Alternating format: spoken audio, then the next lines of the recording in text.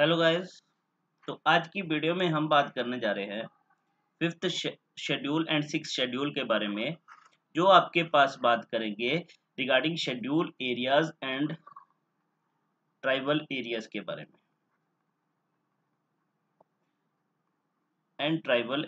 बारे में हम जनरली डिस्कस करने जा रहे हैं इस वीडियो में। ठीक है, तो ये टॉपिक बहुत ही इंपॉर्टेंट रहता है from pre plus mains point of view से। राइट, तो हम साथ में डिस्कस करेंगे कि प्री से भी क्या क्वेश्चन पूछ सकते हैं, मेन से क्या क्वेश्चन यहाँ से पूछा जा सकता है। राइट, तो अब हम स्टार्ट करते हैं। तो सबसे पहले हम बात करते हैं फिफ्थ शेड्यूल की। तो fifth schedule of Indian constitution जो है उसकी बात करता है article 244 clause 1 part 10 of Indian constitution. तो यहाँ पे आर्टिकल 244 क्लॉज 1 किसके बारे में बात करता है? The administration and control of schedule areas, जो मेंशन है फिफ्थ शेड्यूल में। अब फिफ्थ शेड्यूल में हमारे पास 10 स्टेट जो है मेंशन किए गए हैं। ठीक है, तो अब सबसे पहले बात करते हैं कि शेड्यूल एरियाज शेड्यूल एरिया क्या होता है।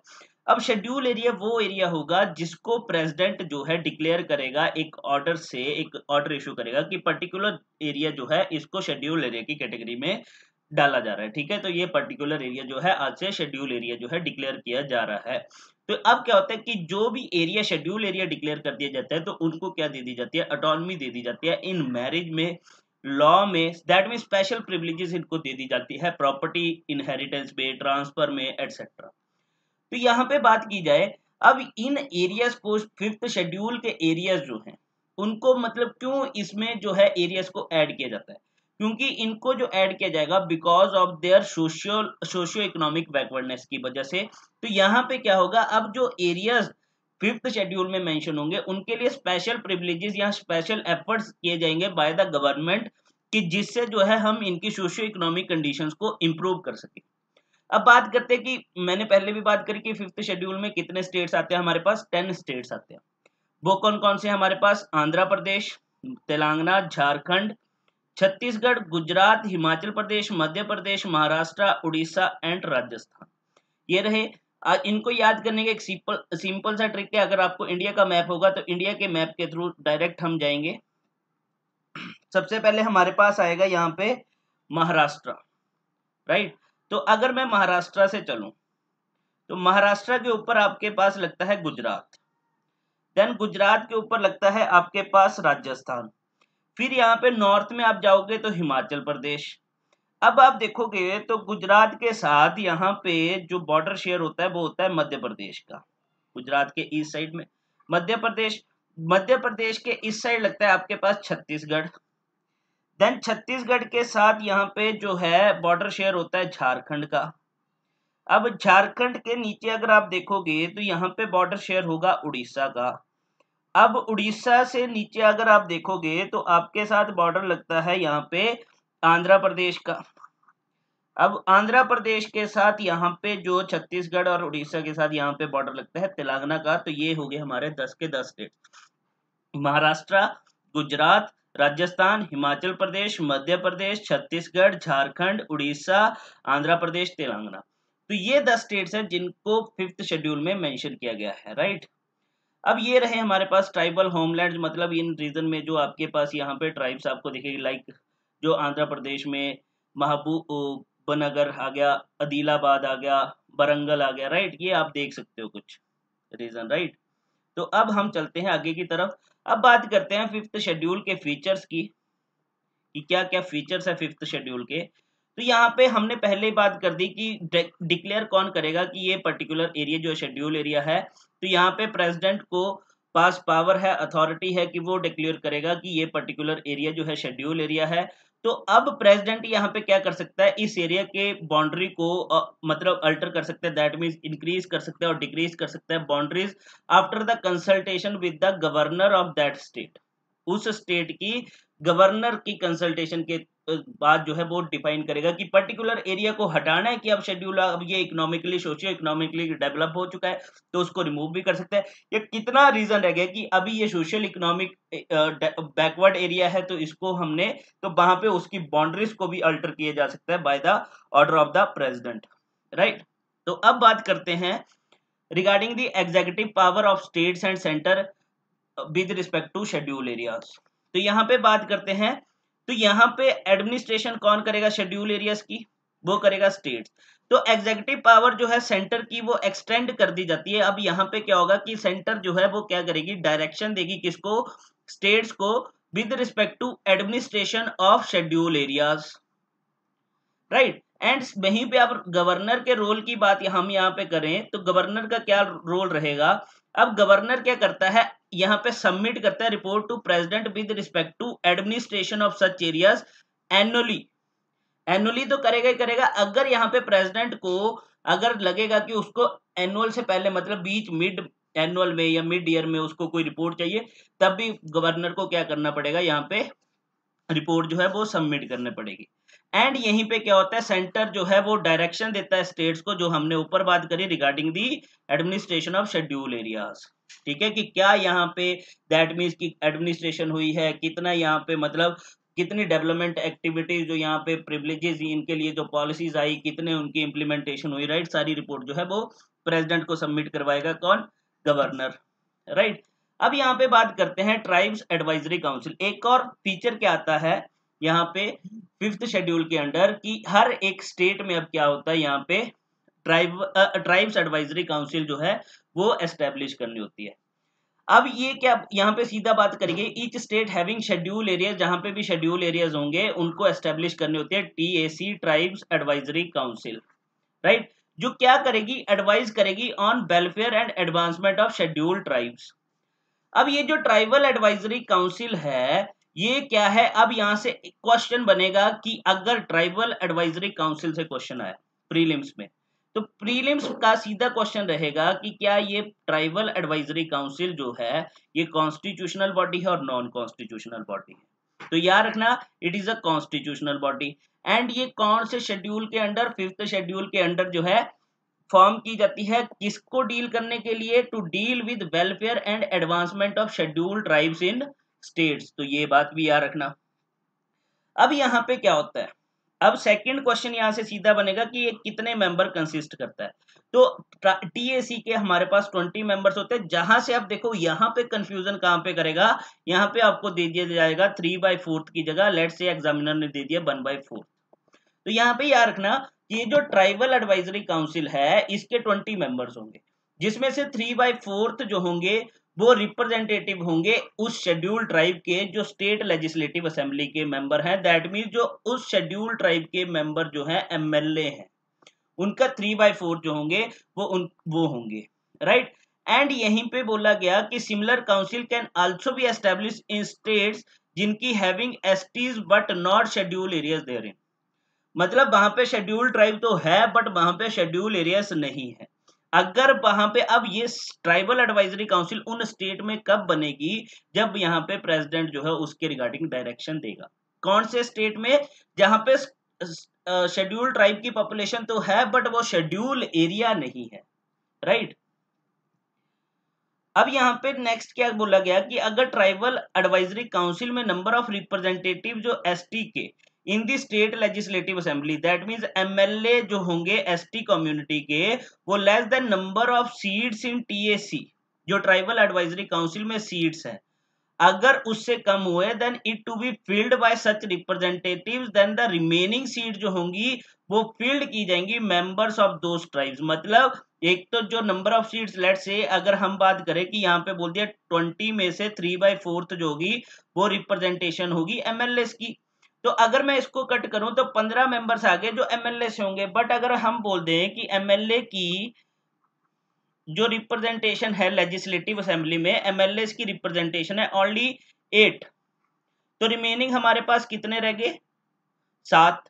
तो बोला अब ये जो 7 मेंबर जो होंगे वो कहां से इलेक्ट होंगे, मतलब उनकी रिप्रेजेंटेशन जो होगी उनको जो है कहां से रिप्रेजेंट किया जाएगा, उसी ट्राइबल कम्युनिटी, दैट मींस की शेड्यूल ट्राइब कम्युनिटी से जो है उनको रिप्रेजेंट किया जाएगा, कोई और मेंबर उसका पार्ट नहीं बन सकता, राइट।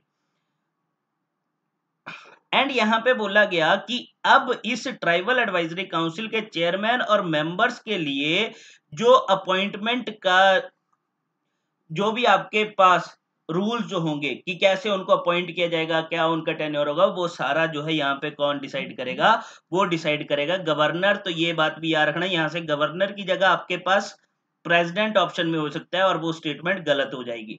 तो एक क्वेश्चन ये आपके पास बन सकता है प्रीलिम्स में, ठीक है। तो यहाँ पे याद रखना, इनकी अपॉइंटमेंट के रिगार्डिंग जो भी रूल बनाएगा वो कौन बनाएगा, वो गवर्नर बनाएगा, राइट। तो अब चलते हैं जो लॉ एप्लीकेबल होता है टू शेड्यूल एरियाज में। अब यहां पे बोला गया कि गवर्नर को एम्पावर कर दिया गया है कि वो डायरेक्ट कर सकता है कि कोई भी एक्ट जो पार्लियामेंट ने बनाया है और स्टेट लेजिस्लेचर ने जो बनाया है वो अप्लाई नहीं होगा टू शेड्यूल एरियाज में, और अगर अप्लाई होना भी हो तो उसमें स्पेसिफाइड मॉडिफिकेशन के साथ जो है एंड एक्सेप्शंस के साथ जो है उसको अप्लाई किया जाएगा। दैट मीन सिंपल सी बात दे दी कि पार्लियामेंट का जो भी लॉ होगा वो एप्लीकेबल नहीं होगा शेड्यूल एरियाज में जब तक जो है वहां पे गवर्नर की परमिशन नहीं मिलती। विदाउट गवर्नर परमिशन वहां पे कोई भी लॉ जो है एप्लीकेबल नहीं होगा। इवन यहाँ पे बोला गया गवर्नर जो है वो रेगुलेशंस भी बना सकता है, रेगुलेशंस फॉर्म कर सकता है for piece and good governance of schedule areas के लिए।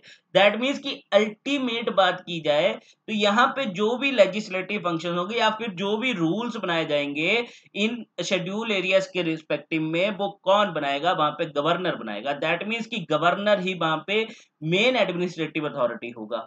उसके परमिशन के बिना कोई भी लॉ जो है, चाहे वो पार्लियामेंट ने बनाया चाहे वो स्टेट लेजिस्लेटिव असेंबली ने बनाया, वो एप्लीकेबल नहीं होगा।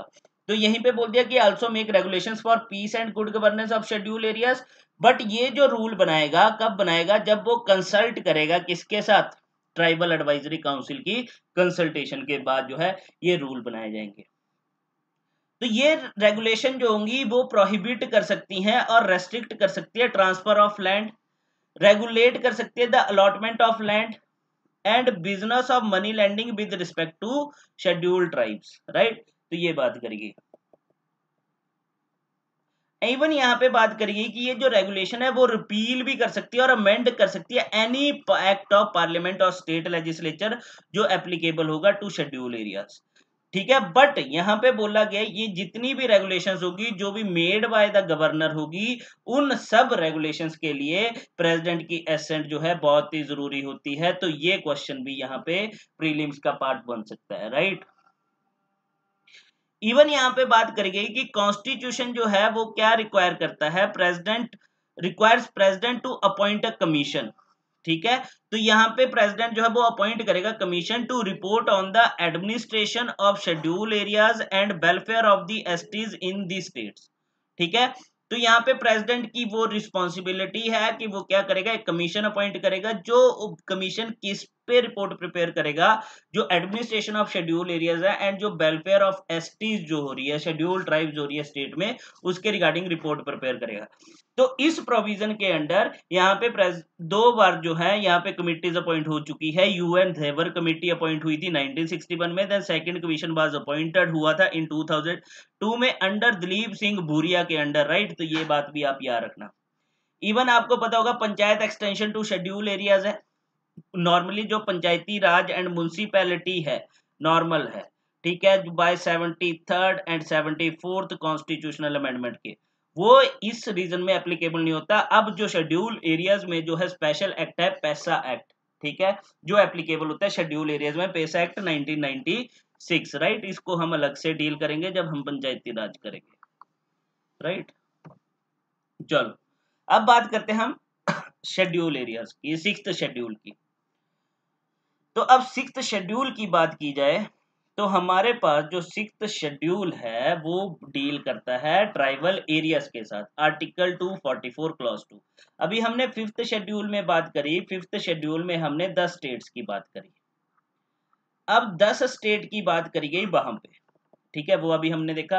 अब आर्टिकल 244 क्लॉज 2 जो है वो बात करता है administration of tribal areas. Tribal areas कौन से, जो फोर्थ नॉर्थ ईस्टर्न स्टेट्स हैं, ठीक है, कहां पे, असम, त्रिपुरा, मेघालय एंड मिजोरम, राइट। अब इनको आप कैसे भी याद रख सकते हो क्योंकि ये 4 स्टेट्स हैं हमारे पास। तो अगर मैंने जैसे इनको याद रखा है मैंने इनको कैसे याद रखा है, मेरा एटीएम, माइन एटीएम, ठीक है। या तो मैं क्या लिखता हूं, असम, त्रिपुरा, मेघालय एंड माइन से आ गया मेरे पास मिजोरम, तो इसको लास्ट में मैंने ऐसे ही याद रखा है। आप कैसे भी याद रख सकते हो, आप चाहे इसको मैप के अकॉर्डिंग याद रख सकते हो। जैसे अगर मैं बात करूं तो सबसे पहले आपके पास आएगा ऊपर असम, देन असम के साथ यहाँ पे आपके पास लगता है मेघालय, मेघालय के इस साइड अगर आपको पता होगा बांग्लादेश का बॉर्डर टच होता है। देन आपके मेघालय के नीचे और असम के नीचे यहाँ पे आपके पास लगेगा त्रिपुरा, देन त्रिपुरा के साथ जो है यहाँ पे इस साइड जो है बॉर्डर शेयर होता है मिजोरम। जैसे भी आपको ठीक लगता है आप वैसे जो है इसको याद रख सकते हो, ठीक है, जैसे भी आपको सही लगे, राइट। तो अब यहाँ पे बात करते हैं सिक्स शेड्यूल में हम 4 ट्राइबल एरियाज की, जो 4th नॉर्थ ईस्टर्न स्टेट्स हैं, वहां पे बात की जाती है असम, त्रिपुरा, मेघालय, मिजोरम में, राइट।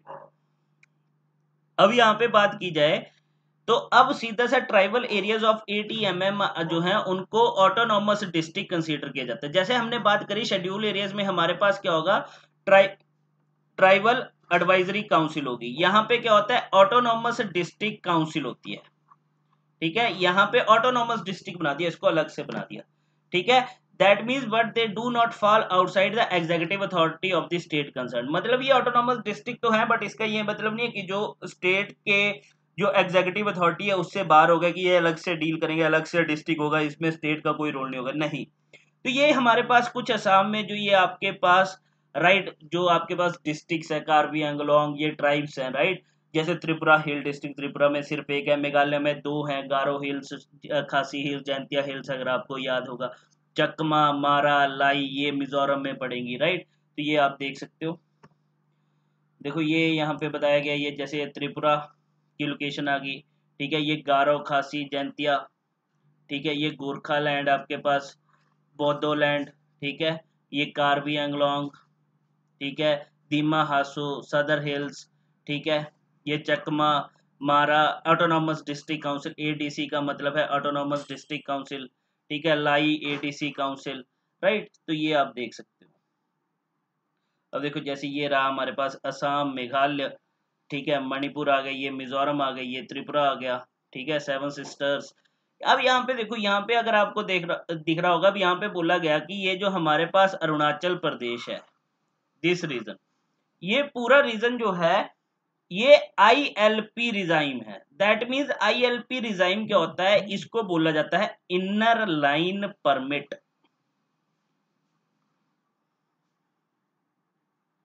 इनर लाइन परमिट, अब what is inner line permit? Inner line permit क्या होता है कि यहाँ पे ये रेस्ट्रिक्टेड एरिया होता है, जहां पे इस रेस्ट्रिक्टेड एरिया में क्या होगा, आपकी फ्रीडम ऑफ मूवमेंट जो है उसको रेस्ट्रिक्ट कर दिया जाएगा। दैट मीन्स आप फ्रीली मूव नहीं कर सकते, इसके लिए आपको जो है स्पेशल परमिशन लेनी पड़ती है।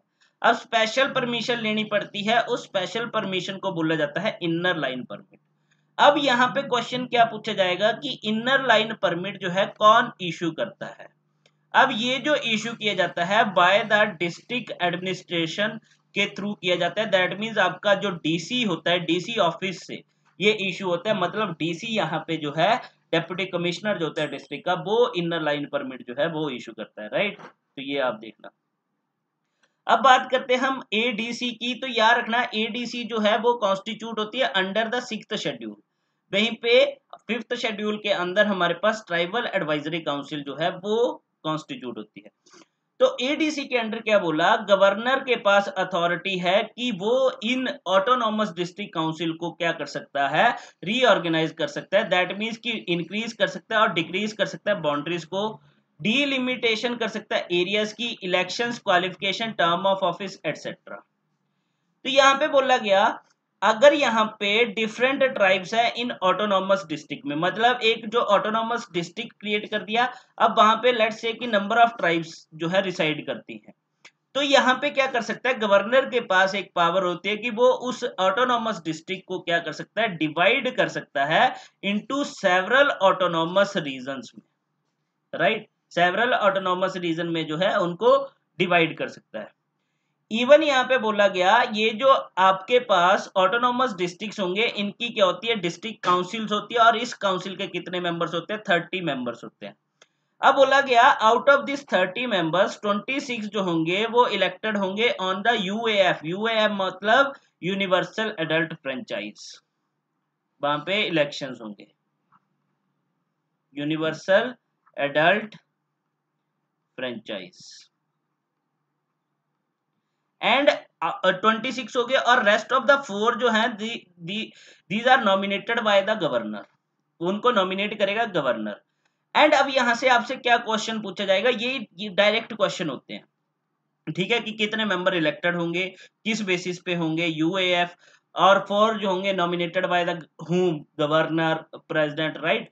और यहाँ पे बोला गया कि ये जो इलेक्टेड मेंबर्स होते हैं इनका टेन्योर कितना होता है, 5 साल का टेन्योर होता है। बट वहीं पे बोला गया कि ये नॉमिनेटेड मेंबर जो हैं ऑटोनॉमस डिस्ट्रिक्ट काउंसिल के, they hold office during the pleasure of governor, तो ये बात भी याद रखना।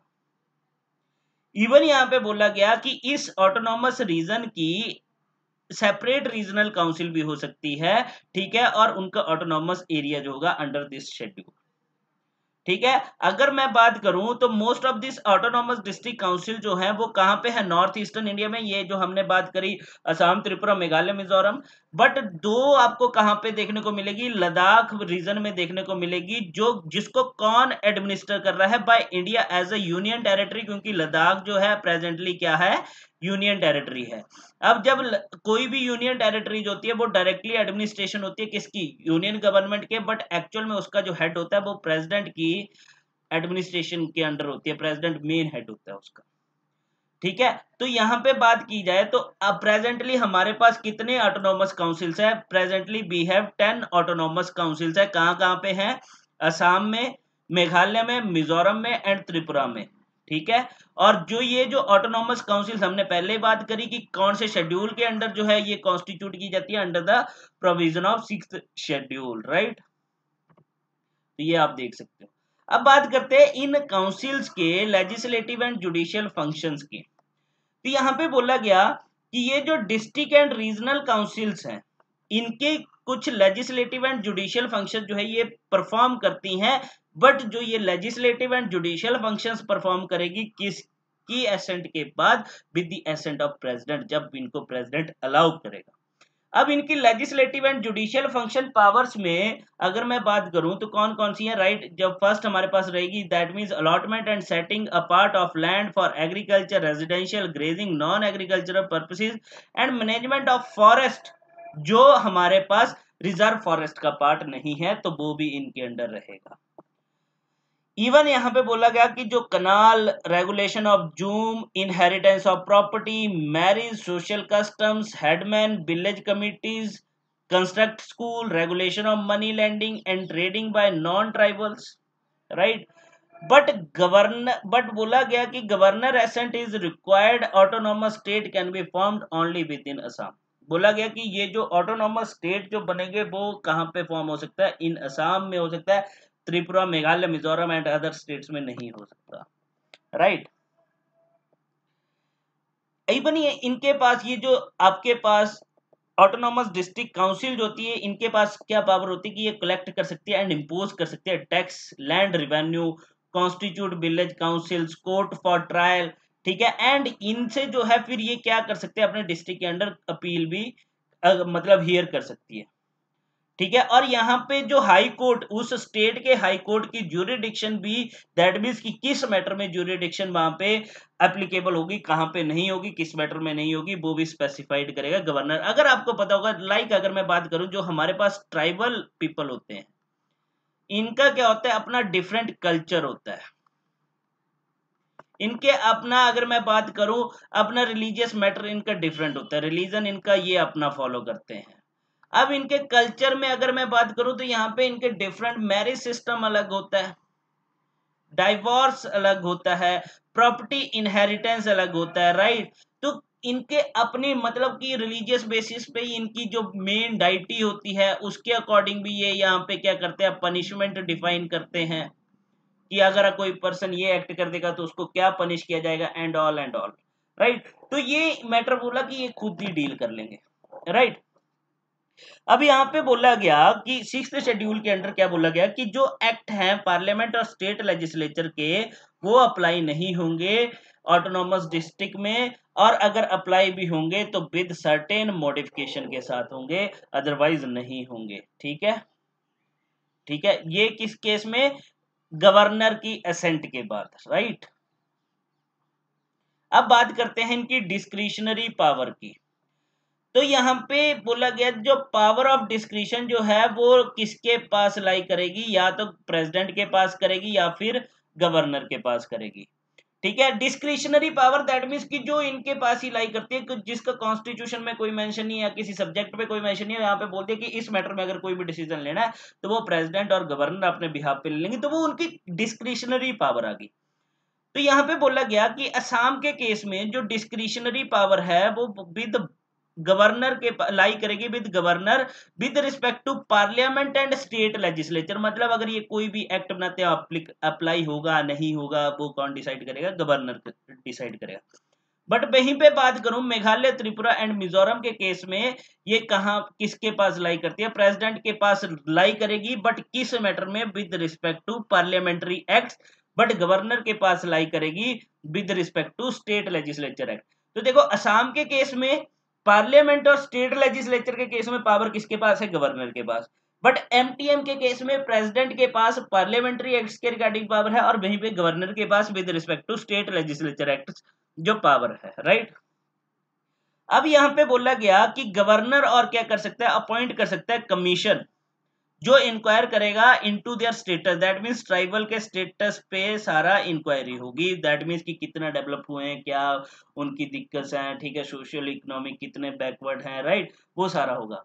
तो यहाँ पे बोला गया कि अब अगर लगेगा कि वो रीजन जो है डेवलप हो चुका है, ठीक है, डेवलप्ड है, सेल्फ इंडिपेंडेंट वहां पे पीपल हो चुके हैं, सबको इकोनॉमिक अपॉर्चुनिटीज वहां पे प्रोवाइड हो चुके हैं, सोशली डेवलप हो चुके हैं, तो यहाँ पे गवर्नर क्या कर सकता है? डिसॉल्व कर सकता है डिस्ट्रिक्ट काउंसिल को on the recommendation of such commission, right.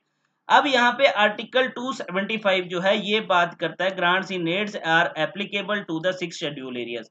ठीक है, ये आर्टिकल 275 ये फाइनेंशियल रिलेशन की बात करता है। इसकी बात की जाती है फेडरल सिस्टम में जो financial relation between the centre and state, उसकी बात किया जाता है,